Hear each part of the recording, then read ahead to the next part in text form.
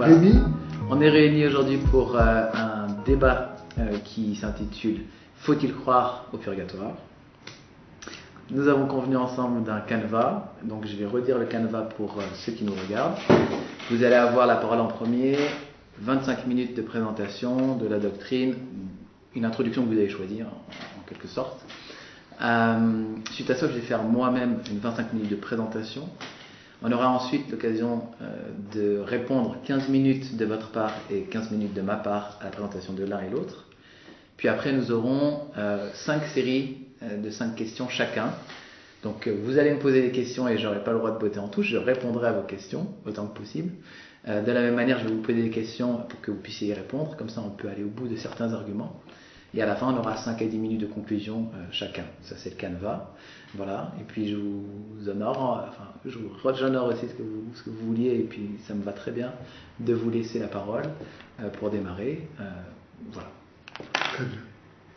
Donc, je me présente, je suis l'abbé Guy Pagès, prêtre du diocèse de Paris. Je suis auteur de 2 ouvrages, un qui s'appelle Interroger l'islam, 1001 questions à poser aux musulmans, qui est né à sa 4e édition, et ensuite un autre qui s'appelle Judas est-il en enfer. Alors, puisque vous avez souhaité que nous abordions la question du purgatoire, je voudrais commencer par préciser le lieu à partir duquel je parle, les limites de notre débat et son sens. Car à quoi bon commencer quelque chose si on ne sait pas dans quel but? Que souhaitons-nous vraiment? Quel est le but de notre rencontre? Est-ce qu'il s'agit de défendre chacun les positions de son camp? Ou bien s'agit-il de chercher à servir le Seigneur qui veut que nous soyons un comme il est un? La foi est une, comme Dieu qui est vérité.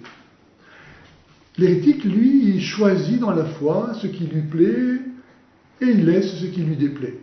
Par exemple, le musulman veut bien croire que Dieu est un, mais non pas qu'il est Trinité. Que Jésus est homme sans péché, mais non pas qu'il est Dieu.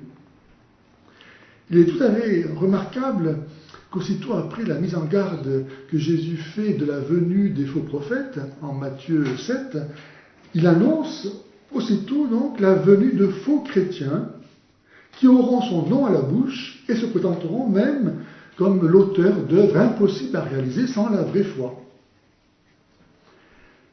Pour moi, le plus grand scandale qui existe dans ce monde, c'est la division des chrétiens. Parce que Jésus a fait de l'unité des chrétiens la condition même du salut du monde. Père, qu'il soit un, comme nous sommes un, afin que le monde croie que tu m'as envoyé. C'est-à-dire l'importance que nous devons attacher à l'unité des chrétiens. Et ça mérite tous les sacrifices, tous les renoncements pour favoriser cette unité. Si Dieu est un, s'il y a un seul sauveur, un seul baptême, une seule foi, une seule église, on ne peut pas se contenter de rester chacun dans son camp. Quand je me suis converti, à l'âge de 20 ans, et que j'ai cherché dans quelle église aller, parce que j'ai vu à un moment donné que Jésus était le seul qui avait donné sa vie pour moi, et que s'il n'y a pas de plus grand amour que de donner sa vie pour ce qu'on aime, moi je vais là où je suis aimé. Et donc j'ai choisi Jésus, mais il s'est trouvé qu'il y avait des catholiques, des orthodoxes, des anglicans, des méthodistes, des luthériens, des pentecôtistes, etc., etc. Tous se disent chrétiens, ils ne s'entendent pas entre eux. Où aller? Où aller? Et donc, à un moment donné, je me suis aperçu qu'à cause de la succession des papes dans l'histoire, j'étais rattaché comme par un fil rouge à travers l'histoire jusqu'à la fondation de l'Église par Jésus lui-même, qui dit à Pierre, « Tu es Pierre, et sur cette pierre, je bâtirai au futur. » Donc aujourd'hui, mon Église. Donc l'Église qui se réclame de la fondation de Jésus sur Pierre est la vraie Église. Voilà le chemin que moi j'ai fait pour choisir dans quelle Église aller. Et cette Église, Jésus n'a fait qu'une Église. Comme dit Jean, il est venu rassembler dans l'unité les enfants de Dieu dispersés. Jean 11, 52. Or, de la vraie foi, qui nous donne un accès à la vie éternelle, nous sommes bien d'accord, il n'y a pas de salut possible. Celui qui croit sera sauvé. Et on ne peut pas imaginer qu'il ait fallu attendre Luther pour que cette foi soit accessible aujourd'hui. Est-ce que Jésus aurait abandonné son Église pendant 15 siècles? Est-ce que pendant 15 siècles, ce que l'Église a cru et continue de croire, ce qu'elle a pratiqué et continue de pratiquer, devrait être aboli parce que Luther dit que ce sont des hérésies? Le purgatoire est un dogme de foi. C'est-à-dire que pour l'accueillir, le travail de la raison ne suffit pas. Il faut avoir la foi. Et la foi est une. On ne peut pas prendre dans la foi certaines choses et en laisser d'autres. Parce qu'à ce moment-là, ce à quoi on prétendrait croire, on ne le croirait plus en vertu de la foi qui est un mouvement de confiance en Dieu qui ne peut ni se tromper ni nous tromper, de sorte que je crois tout ce que Dieu dit parce que c'est Dieu qui le dit, mais on le croirait parce qu'on l'estime crédible. Et donc on soumettrait la vérité au jugement de notre raison. La vérité révélée serait rien d'autre finalement qu'une vérité à dimension humaine. Plus besoin de la foi. Il est bien évident que celui qui a décidé de ne pas croire, on peut lui présenter tout l'argument qu'on voudra, il ne croira pas. La foi, elle part d'un sentiment de liberté, pas de sentiment, elle repose sur la liberté. On peut forcer personne à croire. C'est vraiment chacun se juge lui-même parce qu'il est libre de croire ou de ne pas croire. Alors arrive, pour celui qui ne veut pas croire, malgré tous les arguments qu'on peut lui donner, ce que Jésus disait, vous aurez beau regarder et vous ne verrez pas. Personnellement, pour Luther et ses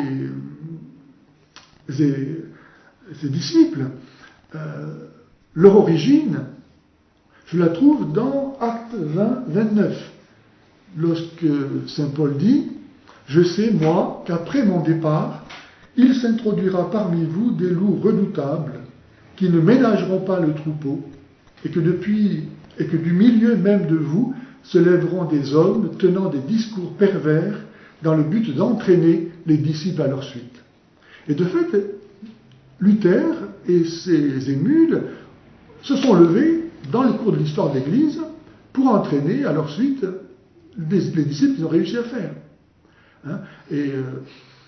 Par des discours pervers, alors il suffit de voir aussi d'ailleurs la vie de Luther, mais c'est un autre sujet.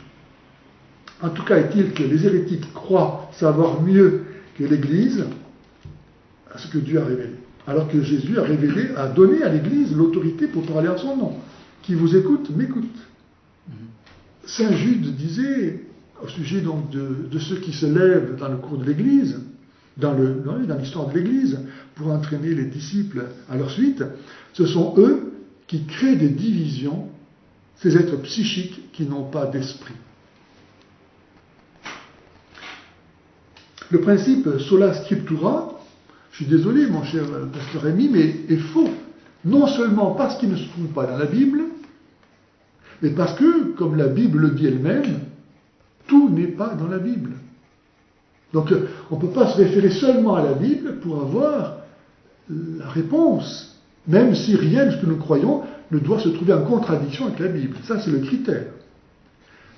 Comme dit Saint Jean, il y a bien d'autres choses en finissant sur l'Évangile, il y a bien d'autres choses que Jésus a faites, et si on les mettait par écrit, le monde entier ne suffirait pas à contenir les livres qu'on écrirait pour cela. Donc, la Bible en elle-même n'est pas suffisante. Et de fait, la Bible n'a pas toujours existé, comme je dis ça, mais tout le monde ne le sait pas encore, certainement. Il y a eu un temps où la Bible n'existait pas. Et pourtant, les chrétiens existaient. Donc ils avaient la foi. Donc ils ne se référaient pas à la Bible pour juger. Ils se référaient à quoi? Ils se référaient à l'Église. Ils se référaient à l'autorité que Jésus a donnée aux 12. C'est pour ça que quand Judas s'est pendu, eh bien, Saint Pierre a voulu reconstituer le collège des 12, tellement c'était important. Donc l'Église préexiste à la Bible, et c'est elle qui a reçu autorité pour donner la vraie interprétation. Jésus dit en Jean 10, 16, il y aura un seul troupeau et un seul pasteur. Si Dieu est un, et s'il est venu pour rassembler les enfants de Dieu dispersés, il faut que nous soyons un. Et pour que nous soyons un, il faut que nous ayons un seul chef. Pas seulement dans le temps synchronique, c'est-à-dire à la même époque, à travers l'univers. Bon, nous, catholiques, nous avons un seul chef, le pape. Donc nous pouvons tous être un en partageant la même foi que le pape, à qui Jésus a promis que l'Église bâtie sur lui, le démon ne pouvait pas la tromper. Et aussi de façon diachronique, c'est-à-dire que, à cause de cette succession apostolique, nous sommes en relation avec tous ceux qui, de façon concrète, ont partagé cette foi et ont été unis à un seul chef, qui est le même, qui est Pierre. Nous ne sommes pas musulmans pour idolâtrer la lettre, mais nous sommes ministres, dit saint Paul, d'une nouvelle alliance, non de la lettre, mais de l'esprit, car la lettre tue, tandis que l'esprit vivifie. Cette interprétation, qui dépend de l'Église, saint Paul dit bien que l'Église est le pilier et l'appui de la vérité. Il ne dit pas que c'est la Bible. Un ancien pasteur protestant demi-catholique disait moi, en tant que protestant, ce verset, j'aurais dit que le pilier, l'appui de la vérité, c'est la Bible. Mais non, saint Paul ne dit pas ça. Il dit que c'est l'Église. Magnifique. L'Église, elle est vivante, elle est le corps du Christ. Alors j'espère qu'au sortir de ce débat, mon cher pasteur Rémi, nous serons convaincus que qui n'est pas avec moi est contre moi, et que ne pas devenir catholique, c'est se damner. On ne peut pas effectivement être uni à la tête sans être uni au corps. Jésus est ressuscité aujourd'hui et il ne fait qu'un avec les membres de son corps, à qui justement il va donner son corps en nourriture. Juste le dernier soir, il donne son corps en nourriture pour qu'en communiant à son corps, nous devenions nous-mêmes le corps du Christ. Impressionnant. Hein? Donc c'est dans cette unité de l'Église, qui est le corps du Christ, Colossiens 1,18, que se trouve la participation à la vie du Christ, et donc à la connaissance de la vérité. Hors de ce corps vivant, il ne peut pas y avoir de connaissance de la vérité qui soit parfaite, qui soit capable de nous unir à Dieu. Parce qu'encore Dieu n'est pas, encore une fois, Dieu n'est pas divisé. Et cette communion, alors c'est là où je reviens, donc j'arrive au purgatoire, malgré ce long préambule, ce corps du Christ, parce que Jésus a vaincu la mort, nous catholiques, nous estimons que ceux qui ont participé à la vie du Christ sur la terre et qui se sont endormis dans le Seigneur, se sont endormis dans celui qui est la vie. Donc ils demeurent pour toujours dans la vie. Et parce qu'ils sont vivants, eh bien, et que la mort a été vaincue, il n'y a rien qui nous sépare d'eux. Dans la foi, nous sommes en communion avec eux, comme nous sommes en communion avec le Christ, qui est la tête du corps. On ne peut pas être en communion avec la tête sans être en communion avec le corps. Et eux sont les membres de ce corps. Ce corps qui n'est pas mort. Jésus est ressuscité. C'est pour ça que Jésus dit, celui qui croit en moi ne mourra jamais. Même s'il meurt, il vivra. Donc ce n'est pas pour nous des morts. Nous pouvons, par la charité, c'est-à-dire par l'amour de l'Esprit Saint, être en communion avec eux. La communion de l'Esprit Saint, justement, qui nous unit tous dans l'unité du corps du Christ. Alors ce qui m'amène, je ne sais pas combien de temps il me reste là. C'est à 12 minutes, voire 13 minutes. D'accord. Ce qui m'amène à vous présenter la doctrine du purgatoire telle qu'on peut la lire dans le catéchisme de l'Église catholique. Je cite, « Ce qui meurt dans la grâce, c'est l'amitié de Dieu, mais imparfaitement purifiée, car en effet, une chose est le salut que Jésus nous a obtenu, et autre chose, la réception que chacun fait de ce salut, plus ou moins parfaitement. Bien qu'assurés de leur salut éternel. » Autrement dit, contrairement à ce que Luther avait cru le comprendre, la doctrine du purgatoire, le dogme du purgatoire, ne postule pas que ceux qui sont au purgatoire ont à faire leur salut. Non, non, ils sont déjà sauvés. N'est-ce pas ? L'Église ne s'attribue pas le pouvoir de faire entrer au ciel des pécheurs impénitents. Pas question, chacun effectivement fait son salut. Mais parce que nous sommes dans la communion d'Église, nous nous entraidons les uns les autres. Dans la mesure où tous nous participons à ce corps du Christ. Quelqu'un qui est coupable d'un péché mortel, il s'est exclu lui-même du corps du Christ. Et s'il est mort d'un tel péché mortel, il est damné. Donc l'Église ne peut rien faire pour lui. L'Église appelle purgatoire cette purification finale des élus, qui est tout à fait distincte du châtiment des damnés. La tradition de l'Église, faisant référence à certains textes d'Écriture, parle d'un feu purificateur. Donc c'est 1 Corinthiens 3,15, 1 Pierre 1,7. Pour ce qui est de certaines fautes légères, il faut se rappeler le Saint Jean, premier épître, chapitre 5, qui dit qu'il y a des péchés pour lesquels il ne faut pas prier, mais qu'il y a des péchés pour lesquels on peut prier, on doit prier même. Autrement dit, il fait une distinction entre les péchés, ce que nous appelons péchés mortels et péchés véniels. Pour ce qui est de certaines fautes légères, il faut croire qu'il existe avant le jugement un feu purificateur, puisque la vérité enseigne que le blasphème contre l'Esprit Saint ne sera pardonné ni dans ce monde ni dans l'autre.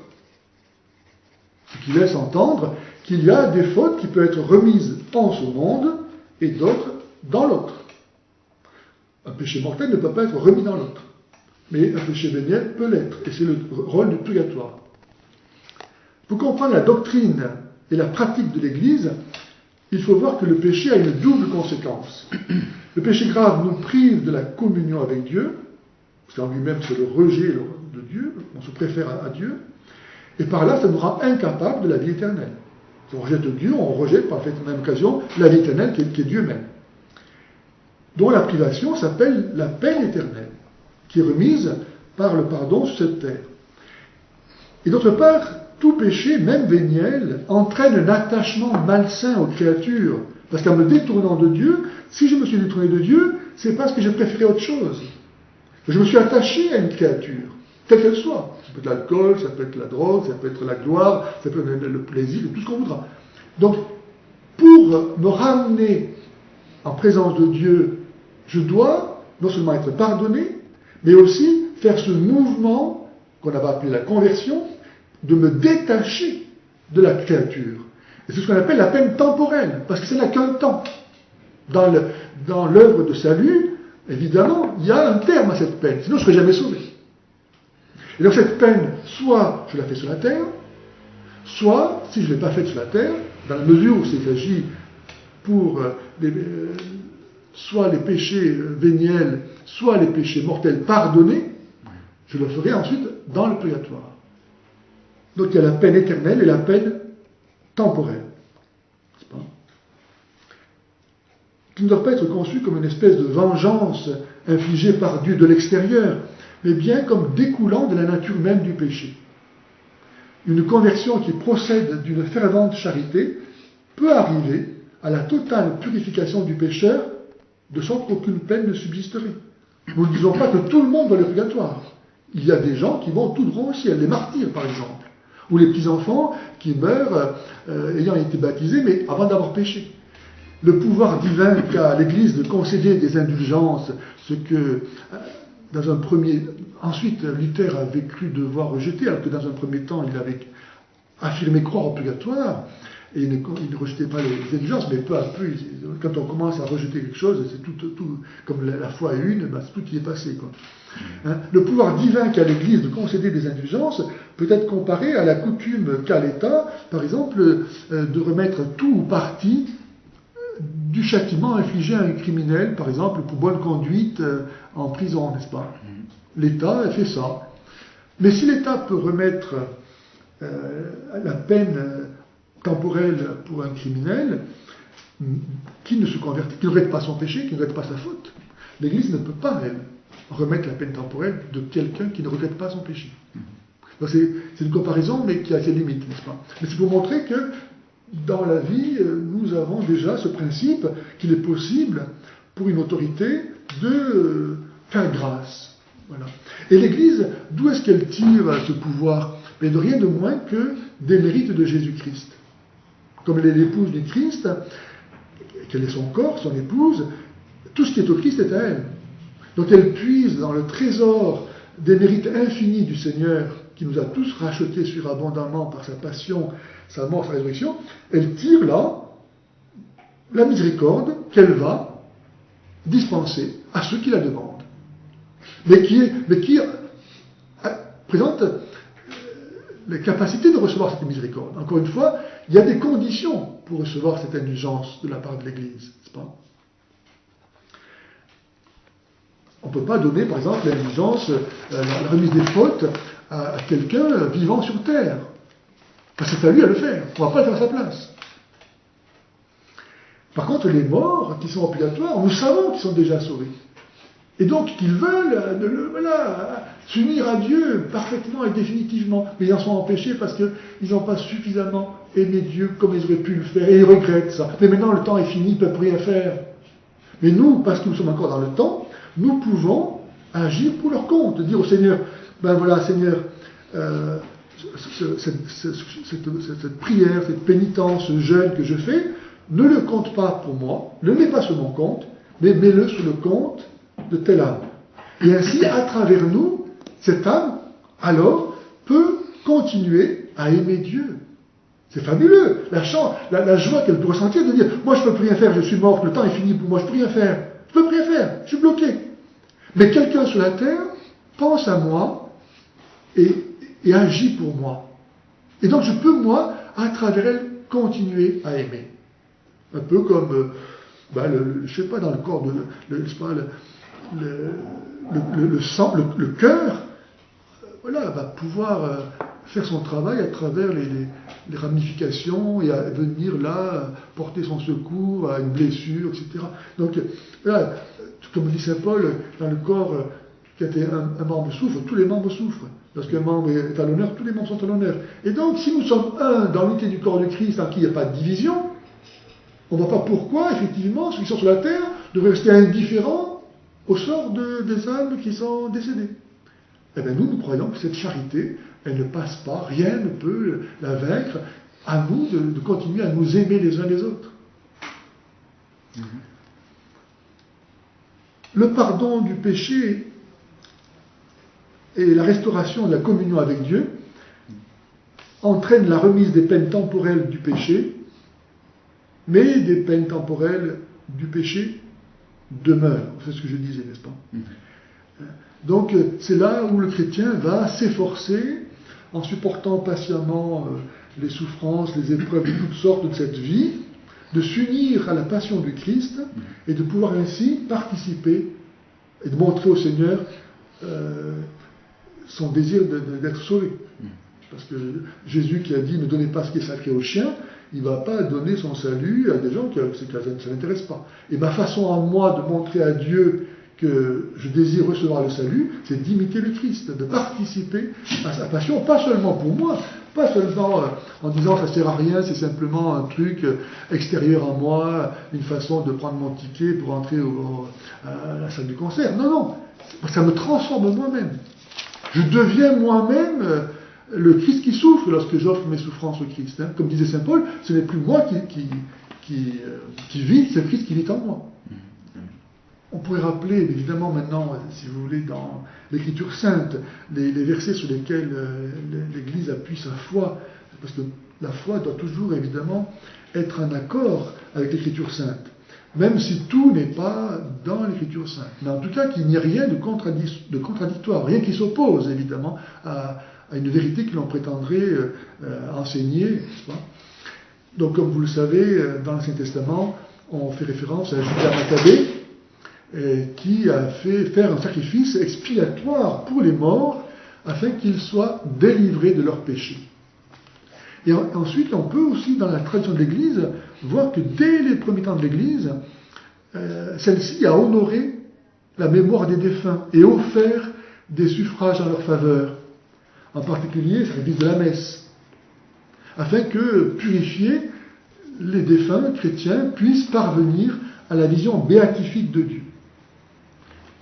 Donc c'est pas d'aujourd'hui, c'est pas au siècle de 30, non, ça appartient à la tradition immémoriale de l'Église, que cette foi dans la capacité de pouvoir subvenir aux besoins de nos frères décédés. Je cite Saint Chrysostome, portons leur secours et rappelons leur mémoire. Si les fils de Job ont été purifiés par le sacrifice de leur père, pourquoi douterions-nous que nos offrandes pour les morts leur apportent quelque consolation? N'hésitons pas à porter secours à ceux qui sont partis et à offrir nos prières pour eux. Ben voilà, vous êtes à... Parfait.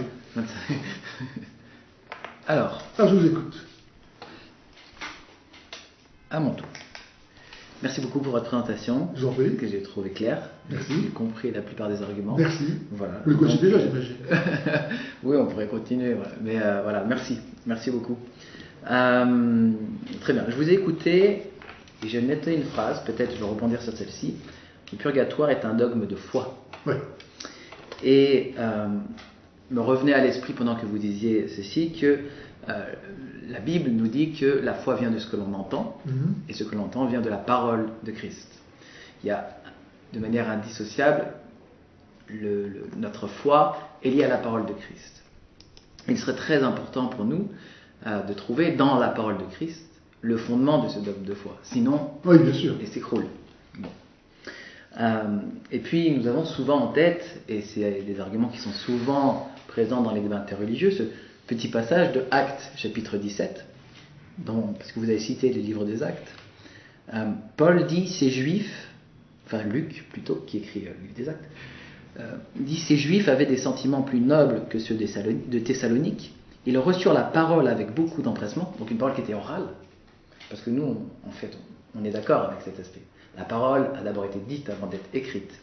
Et parfois, il y a une caricature, comme si nous idolâtrions les écrits. Non. Mais nous lisons la suite, ils reçurent la parole avec beaucoup d'empressement, et ils examinèrent chaque jour les Écritures pour voir si ce qu'on leur disait était exact. Bon. Et nous sommes dans cette démarche de foi, donc vous avez déjà défini le dogme du purgatoire en vous appuyant sur le catéchisme catholique. Donc je vais moi-même pas redéfinir, parce qu'il a été bien défini, peut-être juste à rappeler que ce dogme, il a été validé théologiquement au Concile de Florence en 1439 et au Concile de Trente en 1545-46. Mais il est vrai que la pratique de la foi, du purgatoire et de la prière pour les défunts existe depuis bien longtemps. Très bien. Bien longtemps. Okay. Et saint Augustin, d'ailleurs, était, on peut dire, presque un champion du dogme du purgatoire. Il en parle notamment dans Du soin aux morts. Et on voit que c'est un dogme qui est très ancien. Et on rejette, nous, pas du tout cette pensée que l'histoire montre que c'est un dogme ancien. Vous avez dit que le sola scriptura est faux.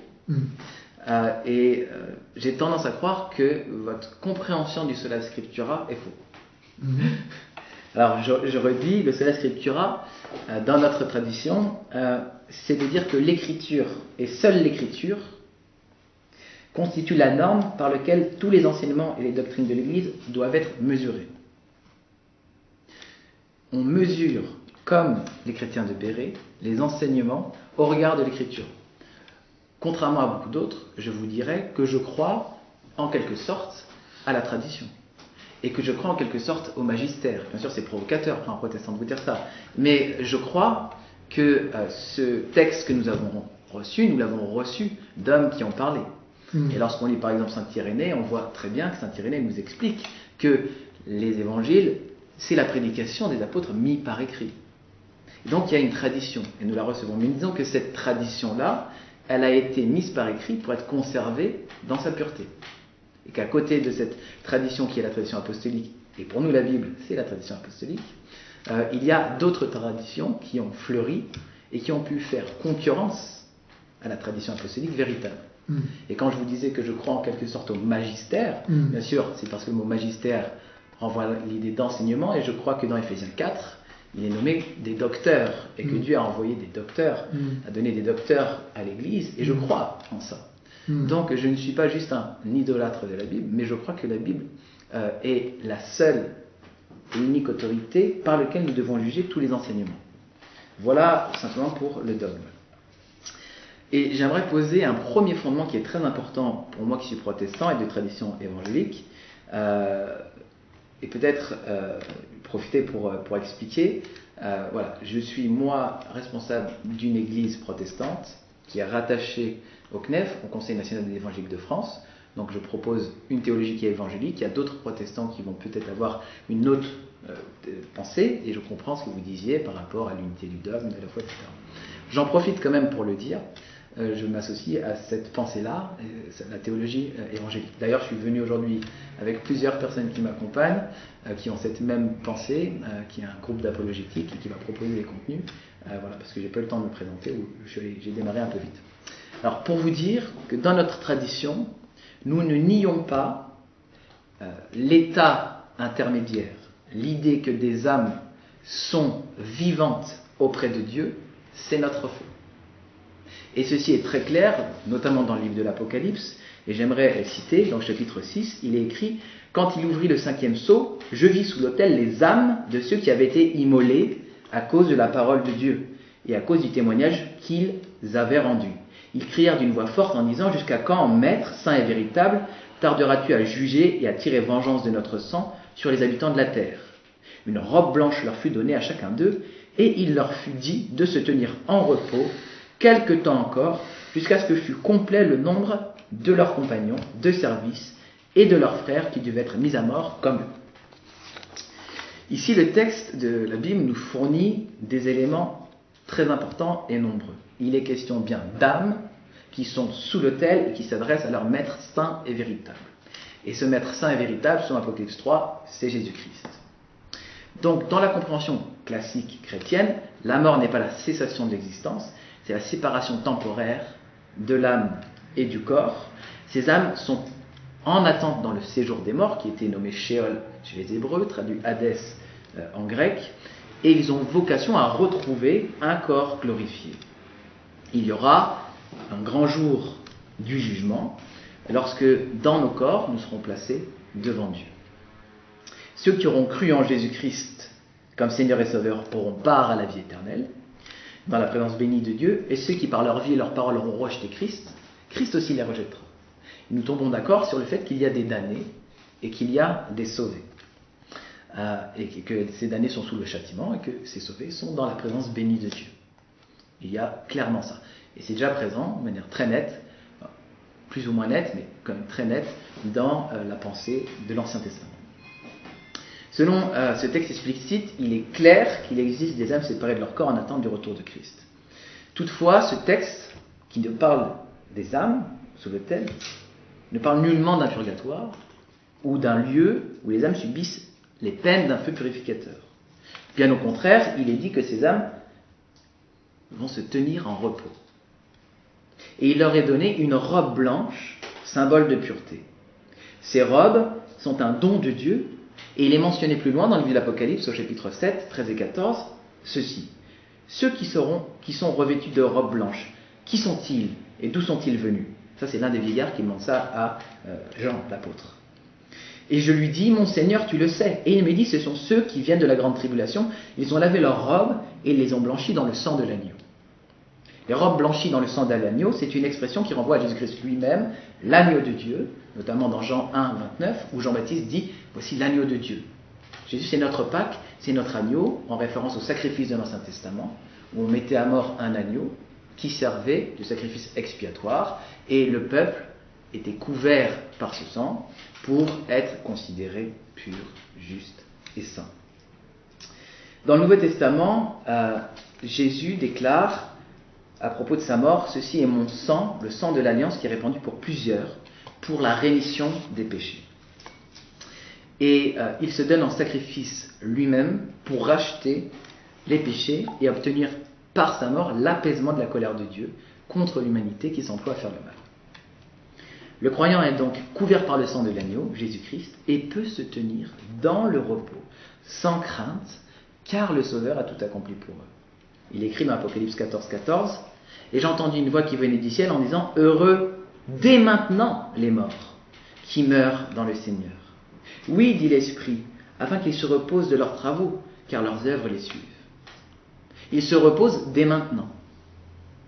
Ils ne sont pas dans le feu purificateur du purgatoire. C'est par pur amour et par pure grâce que Dieu le Père envoya Jésus-Christ, son Fils unique, pour nous réconcilier avec lui-même. L'apôtre Paul déclare dans 2 Corinthiens 5, 8, « Nous aimons mieux être en exil loin du corps pour être chez nous auprès du Seigneur. » Donc quitter ce corps, pour lui, c'est rejoindre sa véritable patrie auprès de Dieu. Dans une autre épître, il dit « Quitter cette vie pour être avec Christ, car c'est de loin le meilleur. » Quitter cette vie, pour lui, c'est être avec Christ, loin des souffrances de ce monde. Et peut-être pourrons-nous penser que lui est un apôtre, donc il rentre immédiatement dans cet état de béatitude. Mais par exemple, Jésus dit au criminel à côté de lui, vraiment je te l'assure, aujourd'hui même, tu seras avec moi dans le paradis. Ce pécheur qui confesse lui-même qu'il est un pécheur sur la croix. Il n'y a donc dans ces 3 versets aucune trace d'une étape de purification intermédiaire pour le croyant. Dieu ne laissera pas nos corps dans la terre pour toujours, car lorsque Christ reviendra, notre âme sera à nouveau unie à notre corps qui ressuscitera des morts et nous vivrons éternellement avec lui. Mais le fait que les âmes des croyants entrent aujourd'hui, dès maintenant, immédiatement dans la présence de Dieu, signifie que le purgatoire n'existe pas. Malheureusement, la théologie catholique a ajouté à cette bonne nouvelle du salut en Jésus-Christ, la doctrine du purgatoire, qui enlève à Christ la gloire de nous avoir sauvés, une fois pour toutes, bien entendu. Et en effet, les catholiques croient, comme vous l'avez dit, qu'ils peuvent, par leur prière et leur suffrage, apaiser la souffrance des âmes en repos dans le séjour des morts et les aider à purger leurs péchés plus efficacement.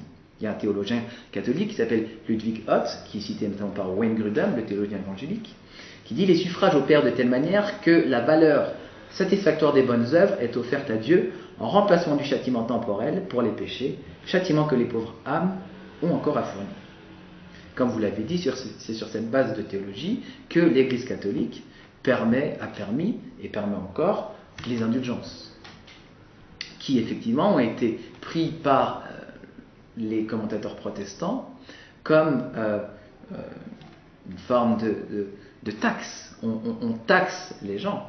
Ça a été pris comme ça, on pourrait réfléchir. C'est l'un des points de démarche de la réforme.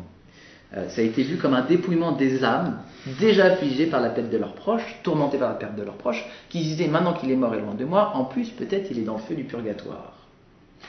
Ça a été effectivement pour Luther et d'autres le démarrage d'une révolte, car ils disaient que nous sommes sauvés non par les œuvres, mais par la foi. De telles prières adressées en faveur des morts et un tel suffrage n'existent pas dans le Nouveau Testament. Quoi ? De telles prières adressées en faveur des morts et de tels suffrages n'existent pas dans le Nouveau Testament, ni dans la Bible hébraïque appelée Ancien Testament. Nous n'avons aucune trace dans l'enseignement de Jésus ou dans sa pratique de telles prières. Pour les âmes du purgatoire, les apôtres eux-mêmes n'ont ni enseigné ni pratiqué de prières de ce type si l'on se confie aux 27 écrits du Nouveau Testament. Cette doctrine étant étrangère à la pratique des apôtres et du Seigneur, doit donc être rejetée. Elle le doit premièrement parce qu'elle enlève au sacrifice de Jésus-Christ sa fonction expiatoire. Cette doctrine fait mentir Jean-Baptiste qui affirme que Jésus est l'agneau de Dieu qui ôte le péché du monde. Lui seul nous purifie et les péchés, du péché, les âmes purifiées par la foi dans le sacrifice de Dieu n'ont pas besoin de peine purificatrice supplémentaire. Elles n'ont pas besoin non plus des prières des croyants, car une fois morts, leur sort est joué. Ils ont reçu des robes blanchies dans le sang de l'agneau. Ils peuvent se reposer. Les catholiques ont tendance à répondre que cette doctrine est au contraire fondée sur l'Écriture, que plusieurs textes du Nouveau Testament justifient l'existence d'un purgatoire.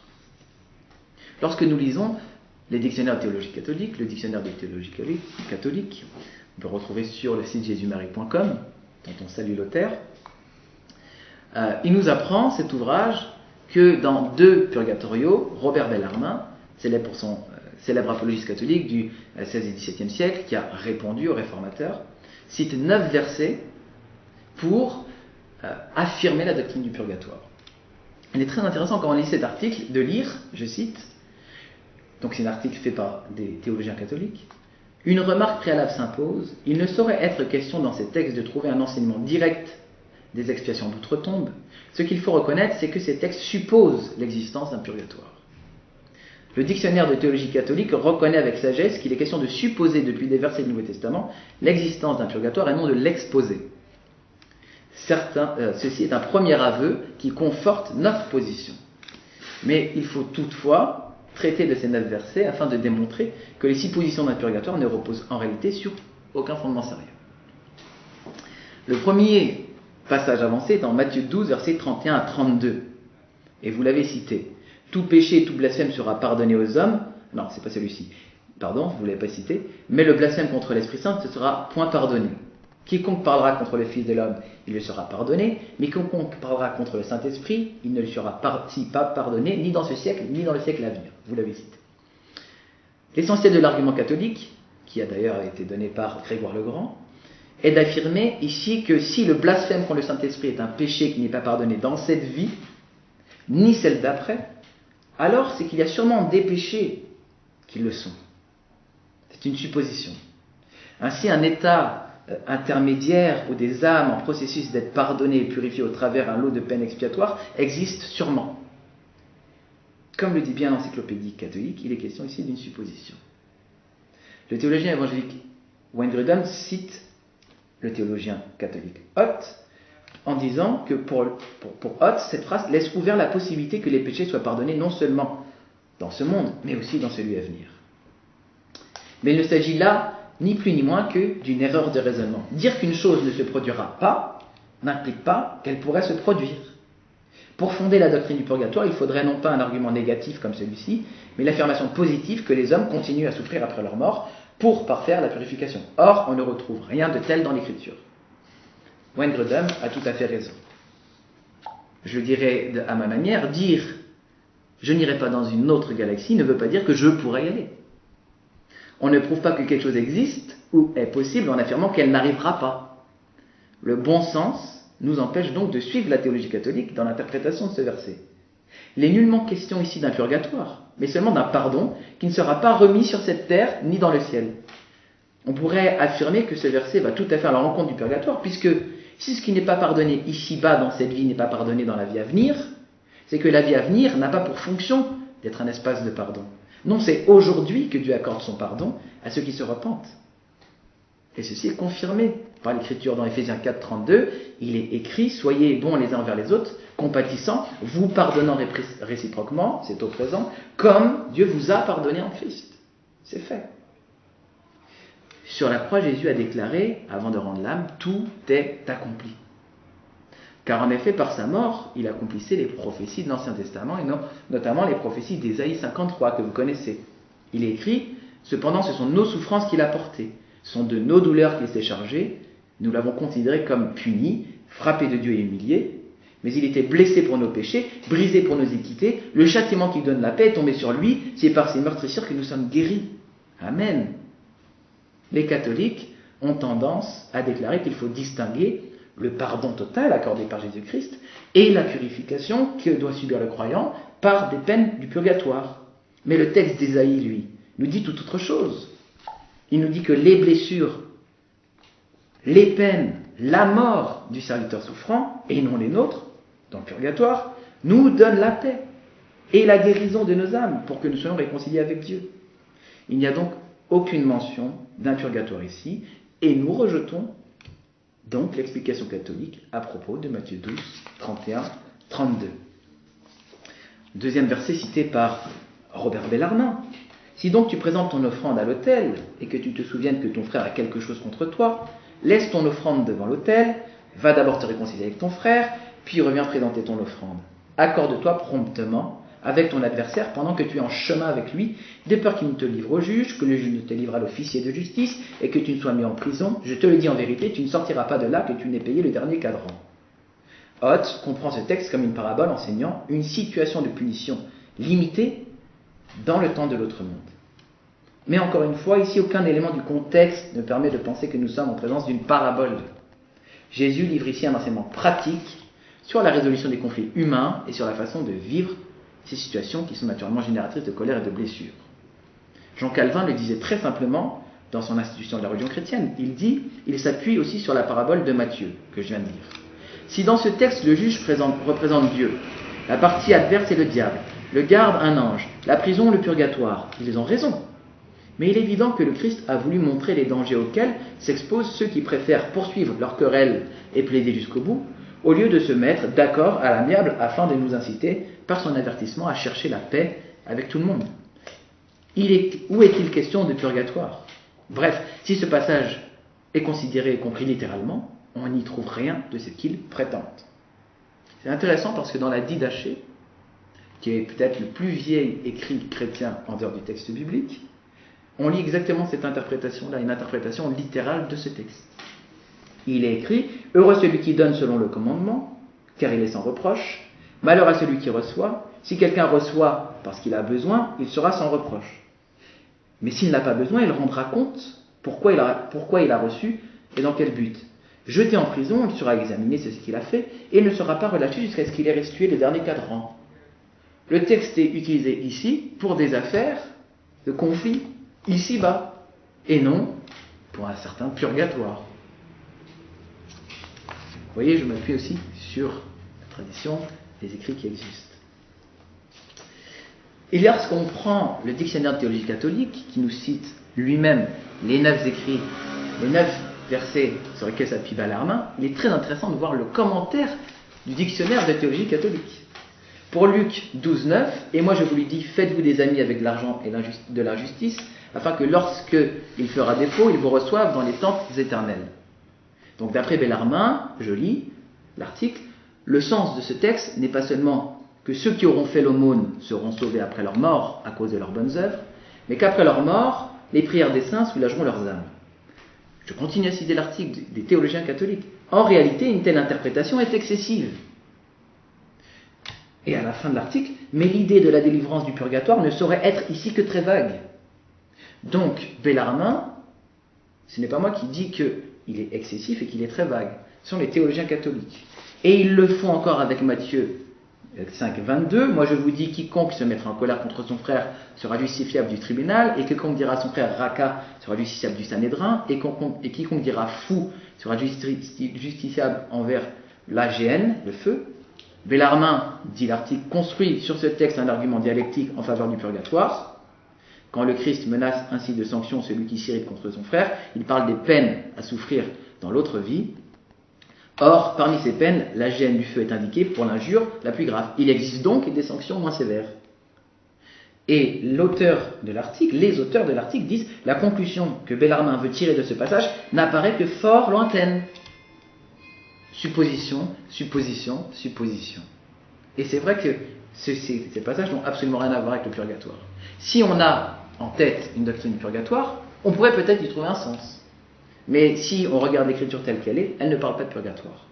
Et je pourrais multiplier avec Luc 23, puisque à chaque fois, ce sont les théologiens catholiques, Luc 23, 42, si lointaine que soit ici l'allusion et l'expression d'outre-tombe, elle n'est cependant pas complètement négligeable. Si lointaine, elle est très lointaine.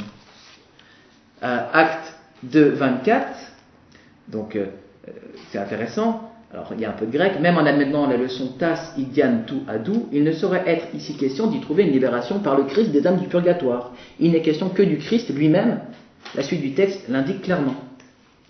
Donc, je veux bien que le meilleur apologète catholique, Robert Bellarmin, fasse référence, mais c'est dans les dictionnaires de théologie catholiques eux-mêmes qu'on voit que Bellarmin a usé de beaucoup d'ingéniosité pour tirer des sens qui n'existaient pas.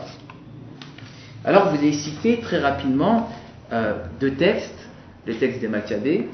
En fait, c'est 2 Maccabées 12, 46, où Judas Maccabée va offrir des sacrifices pour les morts. Et j'espère avoir le temps de répondre dans les 15 minutes qui suivent sur Judas Maccabée. Et vous avez aussi cité, juste mentionné, l'autre texte fort, 1 Corinthiens 3, verset 15, où l'œuvre de chacun sera éprouvée par le feu. Et je prendrai aussi, si je peux, le temps de répondre à ces 2 textes. Car en dehors de ces textes, il n'y a aucun fondement dans la Bible sérieux pour la doctrine du purgatoire, et il va falloir que nous revenions sur ces textes-là, car je suis comme les Juifs de Bérée, j'accueille avec enthousiasme ce que l'on m'annonce, mais je vérifie dans les Écritures si ce que l'on m'annonce est exact. Et jusque preuve du contraire, dans les analyses que nous faisons de ces textes, il n'y a rien du purgatoire. Il va donc falloir en faire la preuve. Voilà, je suis à 24 minutes 21 et je m'arrête là pour ma première partie. D'accord. Alors, Je vois que donc, ce que j'ai dit, apparemment, ça n'a servi à rien.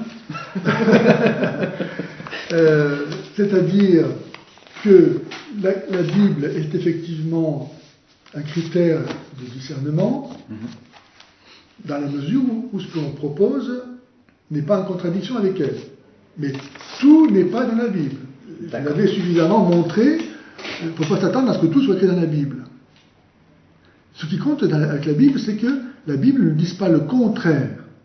Il aurait fallu trouver dans vos arguments des versets qui disent « il n'y a pas de purgatoire, il n'y a pas d'expiation après la mort ». Quand vous citez par exemple Apocalypse, les âmes sous l'autel, et vous dites, voilà, elles sont directement sauvées, elles ne souffrent pas, elles se reposent au contraire.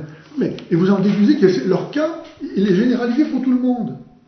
Mais nulle part l'Écriture dit que c'est le cas de tout le monde. C'est le cas de ceux qui ont été égorgés pour la parole de Dieu, je vous rappelle. Et nous, les catholiques, nous disons ça, que les martyrs vont directement au ciel. Mais tout le monde ne meurt pas martyr égorgé. Et alors, ils ne sont pas sauvés, cela? Donc cet argument ne tient pas. Encore une fois, ce qui est déterminant, c'est la foi de l'Église. Et Saint Pierre dit que nul ne peut interpréter de façon personnelle la Bible. Donc c'est pas parce que moi je pense ça que c'est suffisant. C'est parce que moi je lis la Bible et j'ai l'impression de ne rien trouver de ce que vous dites que je suis justifié de croire ce que je crois. Ma foi, c'est la foi de l'Église. Si j'ai la foi, je crois ce qu'est l'Église. Je ne suis pas l'Église à moi tout seul. Mais c'est très important, ça. Quand vous dites littéral du verset Matthieu 5, 26 dans la vie d'Achée est simplement littérale et qu'elle ne parle pas de purgatoire dans son interprétation, mais encore une fois, la Bible a plusieurs degrés d'interprétation. Il y a l'interprétation littérale, anagogique, morale, et spirituelle. Jésus, il a été capable de montrer, là où personne ne voyait rien, par exemple, quand il cite le psaume, David a dit à mon Seigneur, siège à ma droite, etc. Il a montré que, voilà, David lui-même croyait en quelqu'un qui était Dieu, qui était le Messie, qui était son Seigneur, distinct du Seigneur. Bon, mais personne n'avait jamais vu ça. Donc Jésus, il a montré une autre interprétation. Et à nous aussi, dans la Bible, de ne pas se contenter de l'interprétation littérale, dans la mesure où l'interprétation littérale ne contredit pas, évidemment, l'interprétation spirituelle. Quand vous parlez de notre tradition, comment c'est quand cette tradition, mon cher pasteur Rémy? À qui se rattache? Vous voyez? Moi, catholique, ma tradition, ça racine dans l'origine même de l'Église. Chez les pères, dans l'Écriture sainte, et j'ai confiance que le Seigneur n'a pas permis, comme il l'a promis, que son Église soit égarée. Il n'y a pas un moment donné où la tradition de l'Église a failli. Nous avons cette même tradition, nous croyons ce que nos pères ont cru. Sinon, on n'est plus. On est livré comme ça à l'interprétation du dernier venu qui va nous dire voilà, mon interprétation, c'est la bonne. Chacun peut dire ce qu'il veut, quoi. Donc, notre tradition, votre tradition, toute respectable qu'elle soit, elle n'est pas suffisante. Parce qu'elle ne se rattache pas à l'origine de l'Église. Elle n'a pas l'autorité. Vous citez les docteurs Éphésiens 4 comme si leur parole était d'autorité. Mais les docteurs, et Saint Paul le dit en parlant des prophètes, ils sont soumis à l'autorité des prophètes. Et les docteurs sont soumis à l'autorité des docteurs. Et pas simplement les docteurs qui sont contemporains. Parce qu'encore une fois, nous sommes tous un dans le corps du Christ, et nous sommes autant membres du corps du Christ que ceux qui ont vécu il y a 1500 ans. Et donc les docteurs qui ont vécu il y a 1500 ans, ils ont leur mot à dire, et ce qu'ils ont enseigné, aujourd'hui on ne peut pas enseigner le contraire. Donc les docteurs, ils sont soumis en fait à l'autorité du magistère de l'Église. Voilà. Il n'y a pas de magistère qui soit en contradiction, en conflit, n'est-ce pas? Dieu merci. Vous dites que le dogme a été établi au Concile de Florence. C'est vrai, mais ça ne veut pas dire, encore une fois, qu'avant on ne le croyait pas. La pratique le sait, n'est-ce pas? Vous assimilez le purgatoire à l'Hadès. moi, je dirais, pour moi, je ne dis pas ça, parce que dans l'Hadès, il y avait aussi bien ceux qui allaient être damnés que ceux qui allaient être sauvés. Le purgatoire, il n'y a que des gens sauvés. Alors, bon, vous prenez l'exemple du bon larron, en disant, bon, il est allé aujourd'hui dans le paradis. Ok, mais entre le moment où il est décédé et le moment où il est allé au paradis, on ne sait pas trop ce qui s'est passé. Parce que Jésus, lui, il est allé au séjour des morts aussi. Il n'est pas allé directement au paradis. Oui ou non? Donc, si Jésus est allé au séjour des morts, pourquoi est-ce que le bon larron ne serait pas allé au purgatoire avant d'aller au paradis avec Jésus? Parce que la foi, c'est un trésor. Jésus dit que celui qui a reçu la foi, il est comme un homme qui tire son trésor du neuf et du vieux. Autrement dit, sans cesse, on va découvrir, parce que la foi est vivante, c'est notre relation à Dieu, et Dieu, comme il est infini, alors jamais fini de le connaître parfaitement, n'est-ce pas? Jamais. Et donc, toujours, cette foi, elle va s'enrichir, on va découvrir toujours plus des choses qu'on n'avait pas vues encore. C'est pour ça que, par exemple, quand en 1950, l'Église définit le dogme de l'Assomption de la Vierge Marie, il n'y a rien dans la Bible qui dit ça.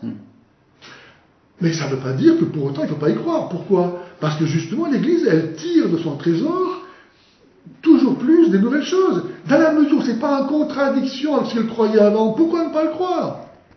Si l'Esprit Saint était donné à l'Église, et si j'ai la promesse que jamais le démon ne peut l'égarer, où est le problème? Pourquoi je ne croyais pas que la Vierge Marie demandait son corps et son âme au ciel? Où est le problème? À quoi ça t'a opposé à ma foi? Même si ce n'est pas dans la Bible. Si la Bible dit, non, la Vierge Marie ne peut pas monter son corps et son âme au ciel. D'accord, là on ne peut pas y croire, mais elle ne dit pas ça la Bible. Donc il faut faire attention, quand on interprète, d'une part d'être toujours en communion avec les interprétations qui ont été données, qui ont été validées par le magistère de l'Église au long des âges, et en même temps accepter d'aller au-delà. Sinon on tombe sous le coup de Saint Paul qui dit que la lettre tue. La lettre tue si on s'arrête à la lettre. L'esprit, lui, nous emmène toujours plus loin. Et la garantie que j'ai de ne pas me perdre, c'est que, il n'y a rien qui me dit que c'est contraire à la foi. C'est tout. Même si ça dépasse ce que je croyais déjà maintenant. Et alors je grandis comme ça dans ma foi.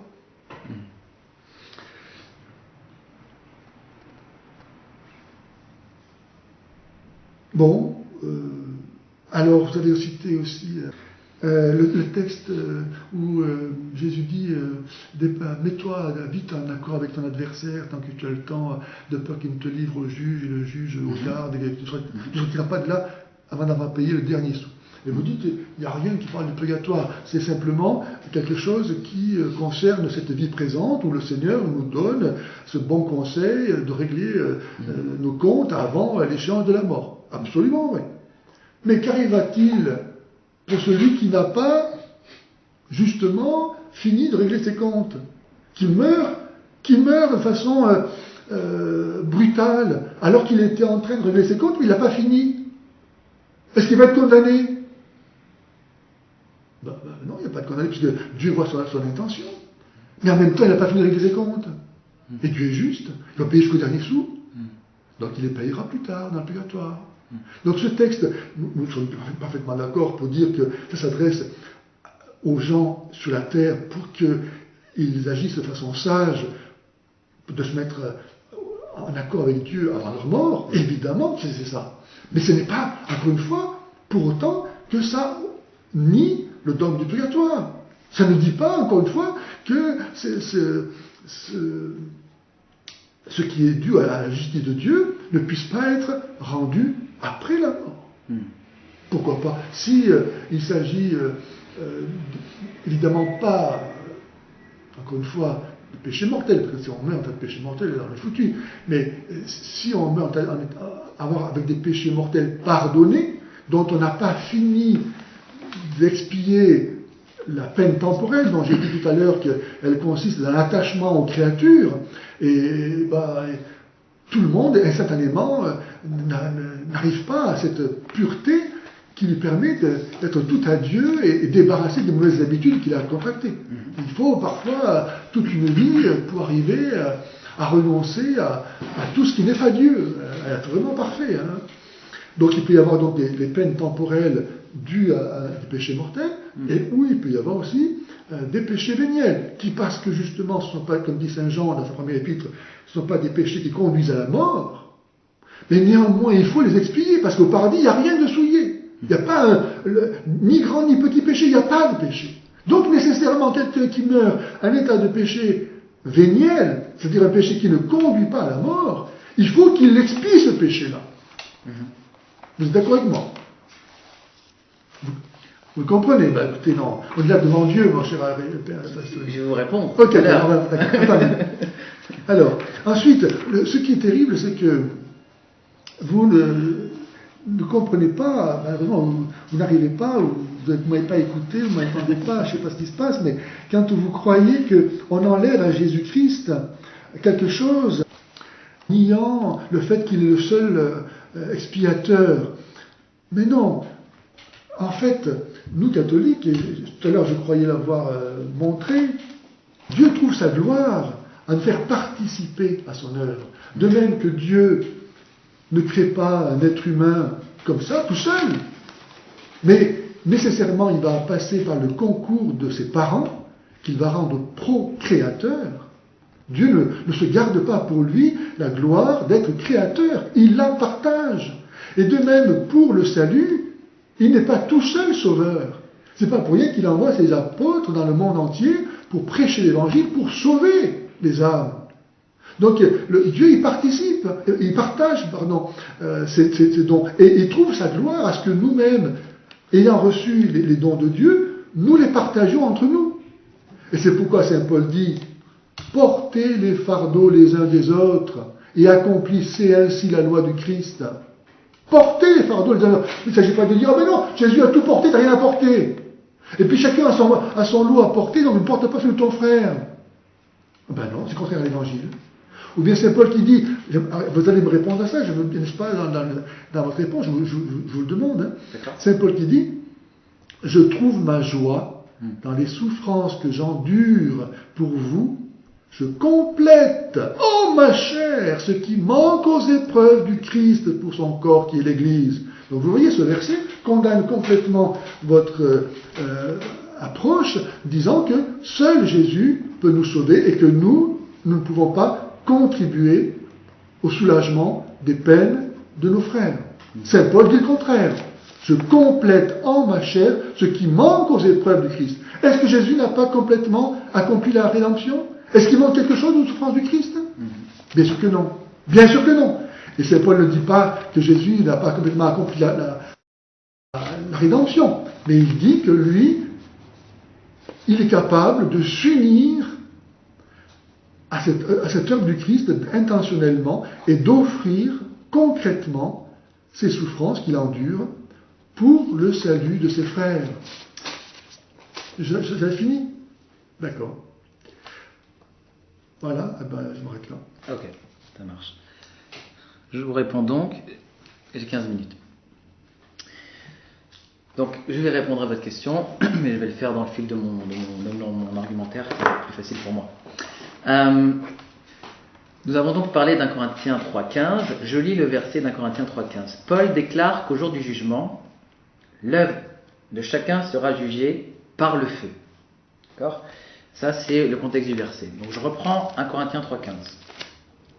Et je le prends dans la Bible directement.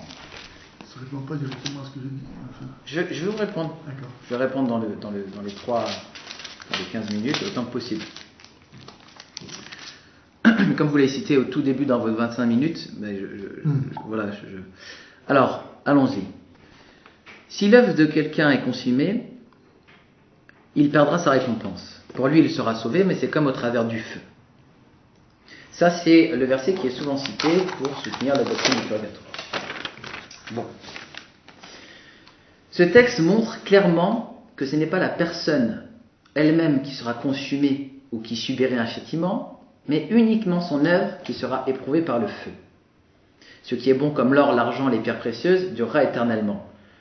Le dogmaticien catholique Hutt reconnaît lui-même que cela se produira au jour du jugement général, et que c'est une indication supplémentaire que cet argument ne peut pas être utilisé en faveur du purgatoire. Et très intéressant, puisque je dois répondre à plusieurs choses à la fois, et vous avez invoqué la tradition. Et notamment, votre argument, c'est de dire, même si ce n'est pas dans la Bible, ça peut être vrai si ce n'est pas contraire à la Bible. Ah oui. Le problème, c'est que vous me dites ce n'est pas dans la Bible, mais pour l'instant, vous ne m'avez pas montré les nombreuses preuves du purgatoire. Et c'est ce que j'attends de vous. Ah bah, Les preuves bibliques du purgatoire. Sur quel verset allez-vous vous appuyer? Nous allons, on va avoir 5 minutes pour répondre. Alors, il est très intéressant, par exemple, pour 1 Corinthiens 3,15, qui est tout le temps cité. Vous voyez, les épreuves du feu vont purifier l'œuvre de chacun. Mais est-ce que ça parle du purgatoire? À aucun moment, il n'est pas question de purgatoire, mais du temps du jugement. Ce sont deux temps tout à fait différents, même en théologie catholique. Il y a le temps du purgatoire et il y a le temps du jugement. Est-ce que c'est moi qui surajoute en disant que c'est le temps du jugement, ou est-ce que c'est la doctrine catholique qui surajoute en disant que c'est le purgatoire? Ben, c'est très clair. Il suffit de lire 2 versets plus haut dans 1 Corinthiens 14, 13. Il est écrit « Mais le jour du jugement montrera clairement la qualité de l'œuvre de chacun et la rendra évidente. En effet, ce jour sera comme un feu qui éprouvera l'œuvre de chacun pour en révéler la nature. » Il est donc question d'un jour qui s'appelle le jour du jugement et qui doit arriver, selon la théologie catholique, après le temps du purgatoire. Donc si vous me dites qu'ici c'est le purgatoire, ce n'est pas contre moi ou contre la théologie protestante, mais contre l'écriture elle-même. Il est écrit que nous aurons tous à comparaître devant le tribunal de Christ, c'est-à-dire c'est le jour du jugement, le tribunal. Et chacun recevra ce qui lui revient selon les actes bons ou mauvais qu'il aura accomplis par son corps. Donc le même Paul qui parle ici du jour du jugement nous redit que nous aurons tous à passer devant le tribunal de Christ pour être jugés selon nos œuvres. Il n'est pas question de purgatoire. Vous invoquez la tradition ancienne. Nous avons conclu tout à l'heure qu'Augustin, notamment, était favorable à la doctrine du purgatoire. C'est très intéressant, lui, qui a défendu la doctrine du purgatoire, la manière dont il lit ce texte. Et il va le lire en partie en parlant du purgatoire. Mais il donne 5 interprétations de ce texte. Dans la Cité de Dieu, il déclare, premièrement, ce feu figure les veuvages, les pertes d'enfants et toutes les autres calamités qui emportent ou traversent les plaisirs terrestres. Donc ici, il est question de souffrance terrestre. Puis il parle du purgatoire, mais regardons de quelle manière il parle. Il dit maintenant, si l'on dit que dans l'intervalle de temps qui se passera entre la mort de chacun et ce jour, qui sera après la résurrection des corps, le dernier jour de rémunération et de damnation, si l'on dit que les âmes seront exposées à l'ardeur d'un feu, que ne sentiront point ceux qui n'auront pas eu dans cette vie des mœurs et des afflictions charnelles, de telle sorte qu'il n'ait point bâti un édifice de bois, de foin et de paille, que le feu puisse consumer, mais que sentiront ceux qui ont bâti un semblable édifice, c'est-à-dire qui auront commis des péchés véniels, et qui devront pour cela être soumis à un supplice transitoire, je ne m'y oppose point, cela peut être vrai. Cela peut être vrai, il ne s'y oppose pas. Mais c'est pas quelque chose d'extrêmement affirmatif. Vous êtes d'accord? Il en dit ensuite que, sur ce même verset, la mort même du corps, qui est une peine du premier péché, et que chacun souffre en son temps, peut être une partie de ce feu. Donc ici, ce n'est plus les souffrances terrestres, ce n'est plus quelque chose qui peut-être se passe après la mort, c'est la mort elle-même. Puis quatrièmement, il dit les persécutions de l'Église qui ont couronné tant de martyrs et qu'endurent tous ceux qui sont chrétiens. Donc maintenant, ce sont les persécutions de l'Église. Et cinquièmement, il y aura aussi vers la fin du monde, un temps de l'Antéchrist, une persécution si horrible qu'il n'en a jamais eu de semblable. Combien-t-il alors d'édifices, soit d'or, de foin ou de foin, élevés sur le bon fondement qui est Jésus-Christ, que ce feu éprouvera avec dommage pour les uns, avec joie pour les autres. Donc, sur 5 interprétations, 4 correspondent à quelque chose de terrestre, une seule correspond au purgatoire, et cela peut être vrai, je ne m'y oppose point. Bon, c'est peut-être vrai. C'est peut-être vrai. Néanmoins, le texte lui-même parlait du jugement, comme le dit 1 Corinthiens 3, 13. L'apôtre Paul, lui, est extrêmement clair. Ensuite, vous m'avez cité Judas Maccabée, qui, dans 2 Maccabées 12, 46, offre des sacrifices pour des morts. Et il faut rappeler d'ailleurs qu'ils sont morts en ayant des petites statuettes cachées sous la veste qu'ils avaient volées. Première question, sont-ils morts en état de péché mortel ou en état de péché véniel? Dieu seul le sait. Dieu seul le sait. Il semble que et l'idolâtrie et la cupidité sont des péchés mortels et que selon la théologie catholique, s'ils sont morts dans cet état, il ne sert à rien d'offrir des prières pour eux puisque de toute façon ils sont damnés. Bon, c'est une première chose. Mais en plus, il faut regarder que dans l'épître, le livre des Maccabées, il y a énormément de problèmes. Vous savez qu'ils sont dits apocryphes dans la tradition protestante, qu'ils sont appelés deutérocanoniques par l'Église catholique et qu'ils ont été officialisés au Concile de Trente, même s'ils sont utilisés depuis très longtemps dans l'Église, je le reconnais, puisqu'ils faisaient partie des versions, pas primitives, mais des versions plus proches de nous, de la Septante. Je lis ce que disait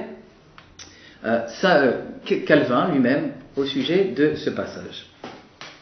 Je ne commenterai pas ce qu'ils avancent à partir de l'histoire de Maccabée, afin que l'on ne croie pas que je reconnais ce livre comme canonique.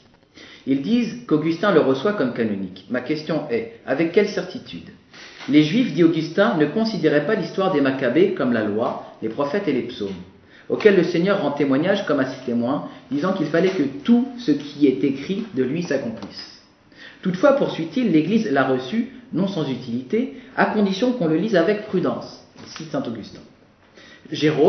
Saint Jérôme, qui a écrit la Vulgate, affirme sans ambiguïté que ce n'est pas un livre qui doit avoir autorité, de telle sorte qu'on fonde sur lui et qu'on y trouve une doctrine ou un article de foi. Dans l'exposition du symbole qui est ancienne, que l'on attribue à Cyprien ou à un autre auteur, en fait, là il est question de Rufin d'Aquilée au Ve siècle, il est montré qu'on ne le comptait pas alors parmi les livres canoniques.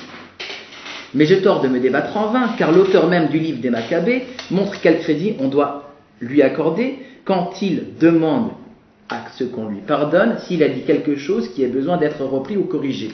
De Maccabées 15, verset 38. D'ailleurs, je vais lire tout de suite ce que dit l'auteur des Maccabées lui-même, la citation dont il est question. Voilà, elle est là. L'auteur des Maccabées, sur lequel on s'appuie. Si la disposition des faits en est heureuse et bien conçue, c'est aussi ce que j'ai voulu. Si elle est imparfaite et médiocre, c'est tout ce que j'ai pu faire. Quelle assurance pour un auteur inspiré. En admettant donc qu'il est nécessaire qu'on le supporte et qu'on lui pardonne, l'auteur montre bien que ce qu'il dit ne doit pas être tenu pour oracle de l'Esprit Saint. Ajoutons que par rapport à leur argument, ce n'est pas seulement la piété de Judas Maccabée qui est louée pour avoir, en raison de son espérance concernant la dernière résurrection, envoyé à Jérusalem une offrande pour les morts. L'auteur de l'histoire, quel qu'il soit, ne considère pas la dévotion de Judas comme exprimant la volonté de racheter les péchés par son offrande. Son intention était plutôt d'associer aux croyants qui étaient morts pour maintenir la vraie religion, ceux au nez desquels il faisait l'offrande. Ce fait a suscité un zèle inconsidéré. Ceux qui veulent actualiser aujourd'hui un sacrifice fait sous la loi sont doublement fous, puisqu'il est certain que toutes ces choses, alors en usage, ont pris fin à la venue du Christ. Oui, pourquoi offrir des sacrifices aujourd'hui pour des morts, alors que le sacrifice de Christ, lui, est perpétuel, comme le dit l'Épître aux Hébreux.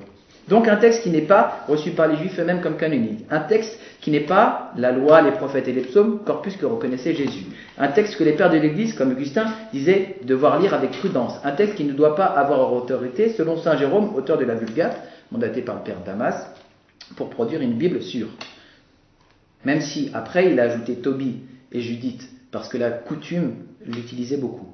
Un texte qui ne fait pas partie du canon de l'écriture selon le symbole des apôtres de Rufin, un texte qui avoue lui-même ne pas être un texte inspiré.